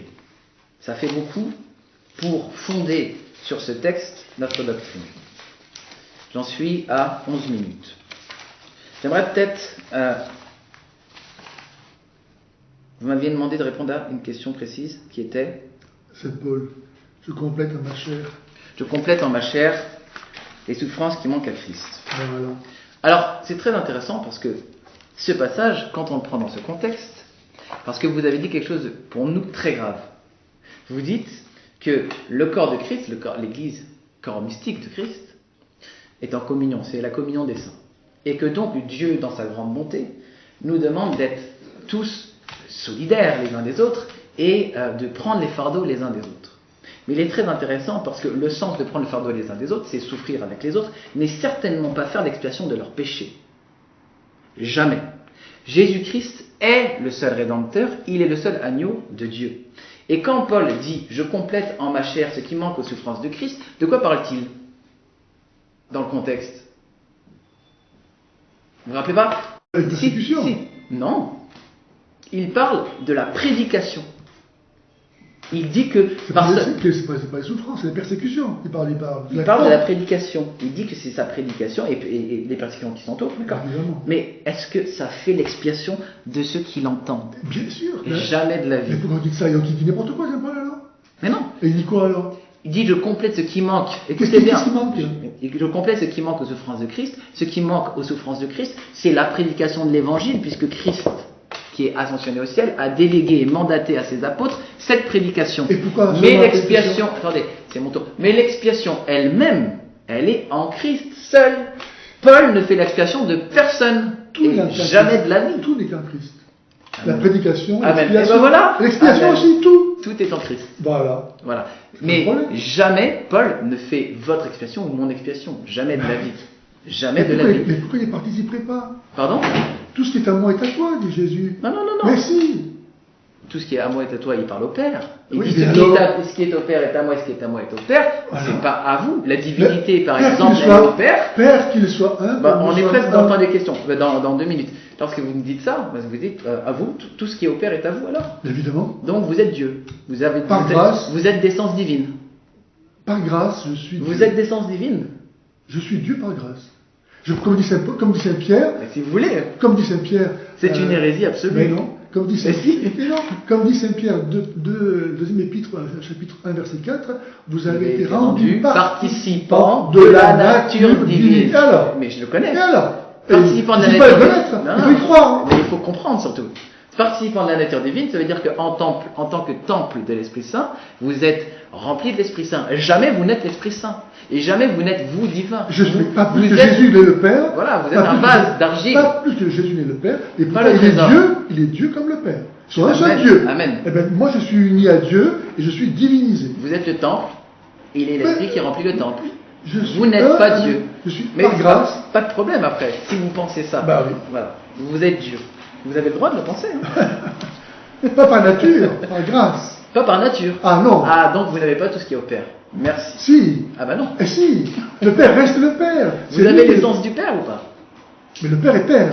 Moi, est-ce que vous je ne suis pas le Père. Voilà. C'est comme si vous disiez... Vous n'avez pas tout ce qu'il a. Par exemple, vous n'avez pas l'éternité. Vous avez eu un commencement. J'ai la vie éternelle. Vous avez un commencement ou pas? J'ai la vie éternelle. Donc vous n'êtes pas éternel. Vous avez un commencement. Dieu vous prête vie. Je ne suis pas Dieu par nature, je suis Dieu par grâce. Merci, mais vous le savez quand même, c'est la base. Je sais que vous êtes d'accord avec moi sur ce point, vous n'êtes pas Dieu. Non, mais ça va plus loin que vous pensez, vous savez, le don de Dieu. Mais je pense, mais j'ai reçu l'Esprit Saint moi aussi. Mais ça ne suffit pas à le recevoir. Bien il faut sûr. être fidèle. Ben, justement, l'Esprit Saint qui habite en nous nous rend capable d'interpréter l'Écriture. Non, s'il n'est pas en communion avec l'Église. Mais l'Église, l'Église, c'est quoi l'Église catholique romaine? Il n'y a qu'une Église. Amen, l'Église de Christ. Et comment on la reconnaît? Qui est le chef? Comment on la reconnaît? L'Église du Christ? Dites-moi. Ah ben vous, je ne peux pas en parler. Ses fruits. Ah, ses fruits, oh, ça ne suffit pas. Bah si, à l'amour que je vous porte, cher abbé. Attention, ça peut être, vous savez, il ne faut pas ces apparences. Rappelez-vous. Peut-être que c'est des apparences. Mais regardez, c'est à vous de parler maintenant. Alors, pour en revenir à 1 Corinthiens 3, 15. J'ai 5 minutes là, c'est ça, pas plus, c'est ça? En fait, 5 minutes, normalement, pour m'interpeller, moi, je dois répondre à vos questions. Je dois vous me forcer à. J'ai fait déjà. Je vais continuer. Voilà. Sinon, 1 Corinthiens 3, 15 serait une interprétation à donner, mais bon. Mais si vous voulez faire ça pendant vos 5 minutes, d'accord. D'accord. Merci. Donc c'est l'histoire du feu, n'est-ce pas? Et vous dites que ce feu, donc, il éprouve les œuvres, mais pas la personne. Or, je connais la suite du verset, effectivement. Or, Saint Paul dit bien, verset 15, que celui qui a bâti sur le Christ, c'est ça qui est important, il sera sauvé parce qu'il a bâti sur le Christ. Même si toutes ses œuvres sont consumées. Zéro. Le simple fait qu'il donne sa confiance, qu'il veuille être sur le Christ, ça le sauve. Amen. Il n'aura aucune gloire dans le ciel s'il n'a rien à travailler comme il fallait, s'il a travaillé avec du foin, etc. Mais lui, il sera sauvé. Mais comme, Saint Paul dit bien, comme à travers le feu. C'est que lui-même, c'est pas. Donc Saint Paul dit bien que lui, il va être sauvé comme à travers le fait. Parce que finalement, il a si mal travaillé qu'il mérite presque d'être consolé. Il s'est foutu la gueule du Seigneur. Et tout ce qu'il a fait, ça ne sert à rien. Hein. Donc, quelque part, il va être sauvé, mais comme à travers le feu. Donc, c'est bien lui qui est jugé dans le feu. Faut pas très bien, vous venez de le dire, il est jugé. Donc, c'est pas le purgatoire, c'est le jugement. Ah, mais il est jugé dans le purgatoire, qui passe par le feu. Non, non, là, c'est le jugement. C'est le jour du jugement. C'est moi qui le dis, c'est le texte qu'on a lu.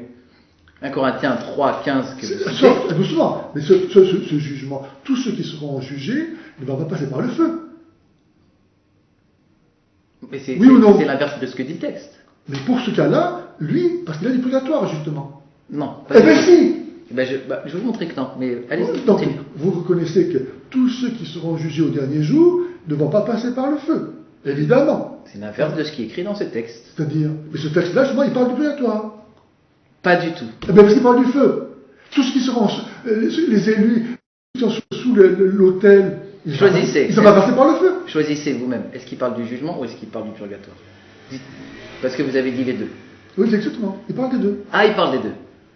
Dans 1 Corinthiens 3, 15, dont on parlait, il est dit que l'ouvrage de chacun, dans un sens universel, oui, sera éprouvé par le feu. Oui. Donc c'est universel. Doit-on l'appliquer au jugement ou au purgatoire? Au jugement particulier. Au quoi? Au jugement particulier. C'est-à-dire?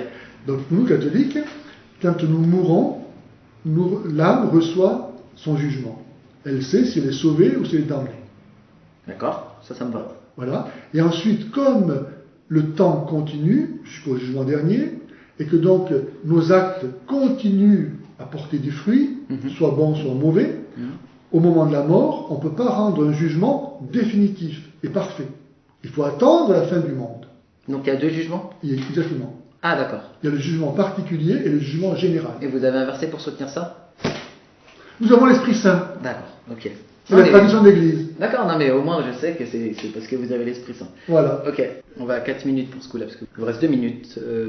Oui, alors je passe à autre chose. Vous avez parlé... Ah oui, vous avez ensuite, sur les Maccabées, alors je pourrais parler des Maccabées, dit, enfin tout ce que vous avez pu trouver pour invalider cette référence, en disant que voilà, c'était pas canonique, que les Juifs ne considéraient pas que c'était un livre canonique, mais on s'en fout que les Juifs ne considèrent pas que c'est canonique, c'est pas eux qui ont été autorité pour savoir si c'est canonique ou pas. C'est l'Église, pas plus les protestants que les Juifs n'ont à dire ce qui est canonique ou pas. D'accord. Voilà. Et puis alors vraiment, ça c'est le gros problème, c'est que vous n'acceptiez pas que Dieu nous rende participants de son œuvre, pas simplement de prédication, mais de salut. Et le salut s'accomplit par la croix. Dieu rachète les souffrances. Et donc nos souffrances, elles ne sont pas vaines, elles ne sont pas absurdes, elles sont incluses elles aussi dans l'œuvre de Dieu, Sauveur. Et je peux contribuer, comme dit Saint Paul, par mes souffrances au salut des hommes.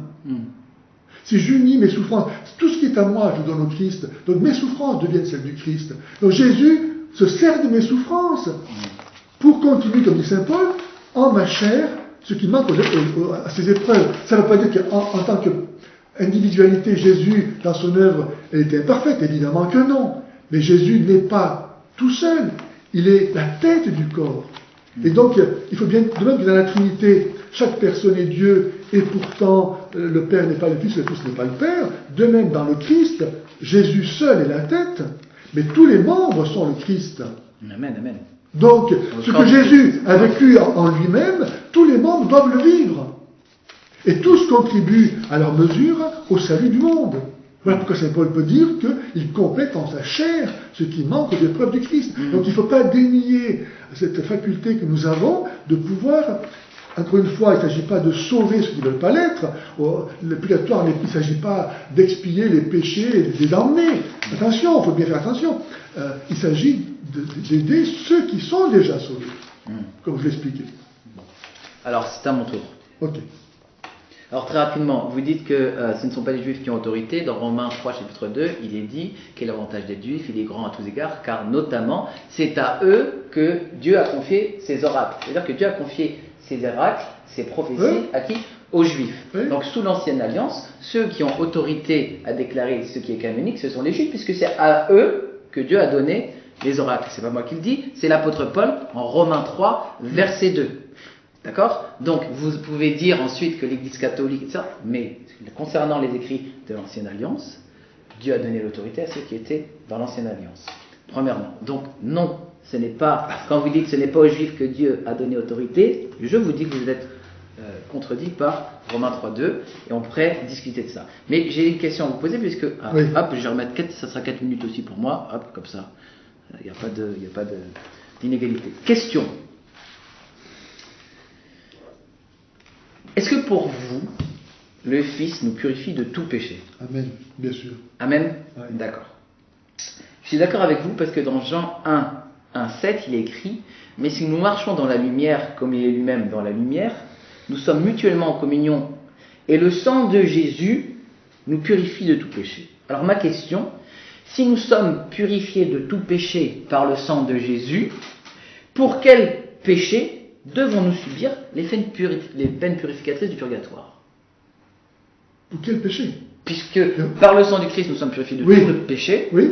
pour quel péché devons-nous subir les peines purificatrices Alors, du purgatoire? il faut bien distinguer le péché et les conséquences du péché. C'est ce que je disais tout à l'heure. Les conséquences du péché peuvent être éternelles, la peine éternelle, ou temporelles. Mhm. Donc, il s'agit de ça, d'expier les peines temporelles, pas autre chose. C'est-à-dire, L'attachement aux créatures.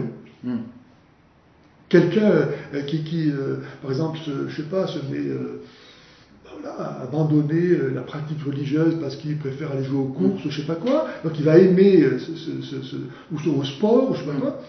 donc ça c'est un péché ou pas de faire ça? Ben oui, D'accord. il abandonne le culte, D'accord. le Et commandement de Dieu. ça doit être purifié dans le feu du purgatoire. Non, le péché est pardonné aujourd'hui quand on parle pardon, par le sang du Christ. Là, il est question de Par le sang du Christ. là, il est question de purification, pas de pardon, il est question. Le Fils nous purifie de tout péché. Tout péché, Il ça nous lave le péché, mais la il peine nous temporelle. purifie Mais de la tout peine. péché. Mais vous voyez bien que les gens aujourd'hui, tous nous souffrons. Oui. Justifiés ou pas justifiés. Oui, mais ça c'est Bon, d'accord, donc c'est la Dieu justification. ne nous enlève pas les suites de nos péchés. D'accord. Quelqu'un qui va, par exemple, se droguer ou qui va ensuite faire un accident de voiture, jusqu'à la fin de sa vie, s'il est blessé, il va se comporter les conséquences, même s'il est pardonné. D'accord. Ok, donc il faut bien distinguer le péché en lui-même et les conséquences. D'accord. Voilà. Et donc ces Donc conséquences. le péché est purifié par Jésus et les conséquences sont purifiées dans les peines du purgatoire. C'est ça que vous dites? S'ils ne sont pas purifiés sur la terre, oui, c'est ça. D'accord. Ok. Pour moi c'est contraire à ce verset, mais c'est pas. Comment? Pour moi c'est contraire à ce verset. Pourquoi? Je viens de montrer que ce verset parle du péché, il ne parle pas des conséquences, des peines du péché. Il faut bien distinguer le péché et les peines. Il ne parle pas des peines, il parle du péché. Donc. Vous comprenez que si le péché est remis, les peines sont... J'insiste parce que il n'est pas question de pardon dans ce verset, il est question de purification. On va pas jouer sur les mots, hein. Ben non. Mais si. Ben, excusez-moi. Le pardon, si je vous pardonne, Oui. je vous pardonne. Oui. Et puis si vous êtes purifié, c'est pas la même chose. D'accord? Ah, écoutez-moi, vous me par exemple, je fous le feu à votre maison, par exemple, et vous me pardonnez. Ouais. Est-ce que vous n'allez pas me demander de contribuer à rebâtir la maison? Donc c'est pas la même chose. Je vous ai pardonné, puis après il faut reconstruire. Eh bien voilà, c'est ce que je vous dis. D'accord. Et donc cette reconstruction, c'est la purification. Bah, alors on parle, purification c'est le péché, on parle du péché. D'accord. Donc c'est ce que. Alors. Mais écoutez bien, c'est ce que je vous dis. Ici, il n'est pas question que Christ nous pardonne de tout péché. Il est question qu'il nous purifie de tout péché. Donc, il fait la purification de tout péché par son sang. C'est pas moi qui le dis, c'est le sang de Jésus nous purifie de tout péché. Il n'y a pas marqué.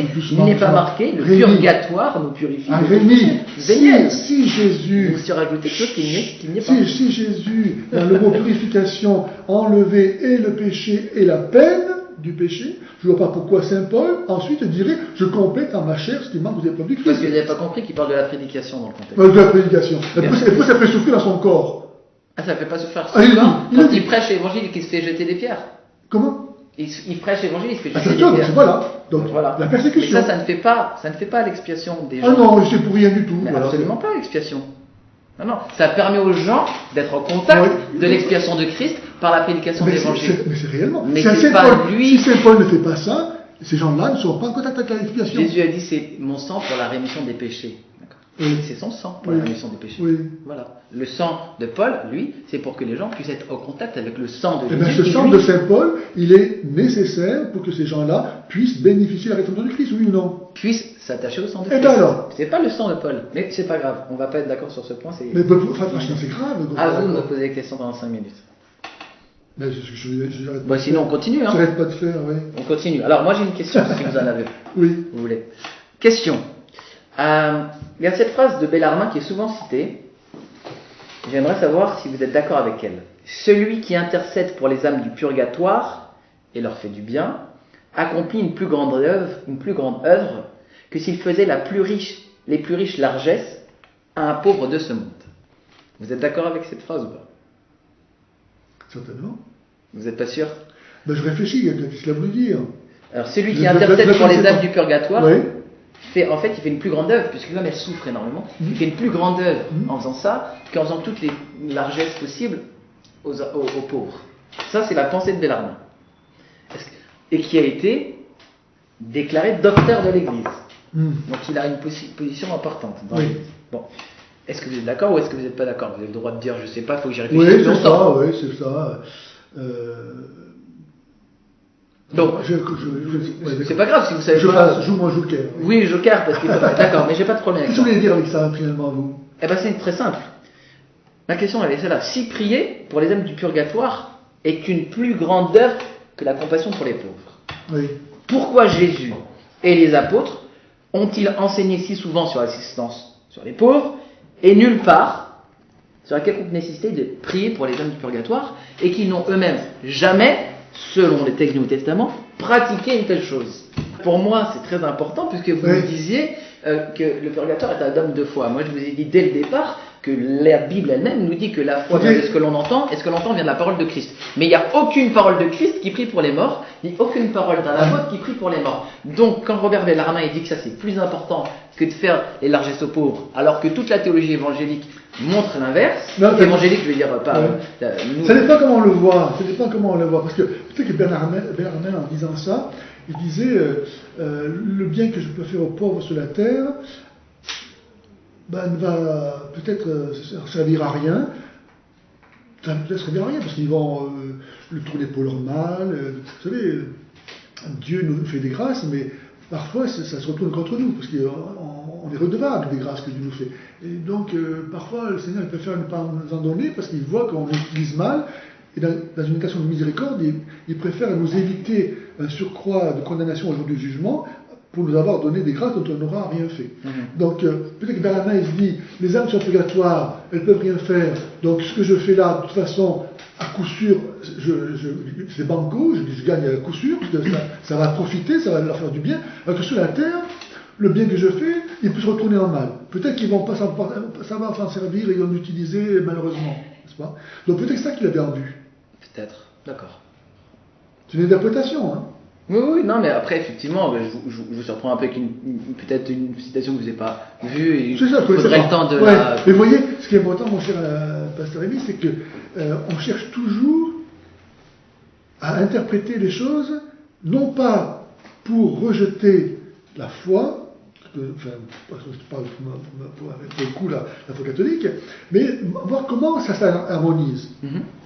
C'est une question d'état d'esprit, ou bien je décide que la foi catholique n'est pas vraie, et donc je vais faire en sorte que tout ce qui me tombe sous la main, de l'interpréter en opposition avec la foi catholique, ou bien comment ça s'harmonise avec la foi catholique. Et là, je vous ai donné une interprétation qui se justifie. Peut-être. Comment peut-être? Non, peut-être. Moi, c'est cohérent ce que je vous dis. Moi, ce que je vous dis, c'est que Bellarmine, ce qu'il dit, c'est contraire à l'évangile. C'est contraire à l'évangile. Tout simplement. Je suis très clair. Ça ne s'harmonise pas. Pourquoi ce que je viens de vous dire, c'est pas cohérent ce que je vous ai dit? Là, moi, mon point de vue, c'est que celui qui prie pour quelqu'un qui est mort décédé, alors que ça ne fait pas partie de l'enseignement des apôtres. Ne dites pas ça. Ça n'y est pas. Alors, montrez-moi un verset qui montre un apôtre en train de prier pour les morts ou Jésus en train de prier pour les morts. Mais montrez-moi un verset. Non, mais je vous demande. C'est pareil, je vous dis, montrez-moi un verset qui dit que Jésus avait des dents. Elle est extraordinaire celle-là. Mais non, attends. Donc ça veut dire que Jésus n'avait pas de dents. C'est pas écrit, donc Jésus n'avait pas de dents. Je pense qu'avec cet argument, vous avez gagné le débat. Bon, je suis heureux de vous l'entendre dire. Merci.